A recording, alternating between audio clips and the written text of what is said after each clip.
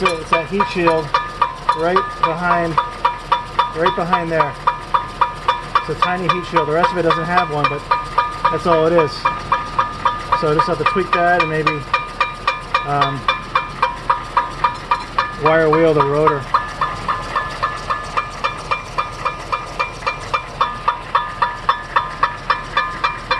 All right, cool.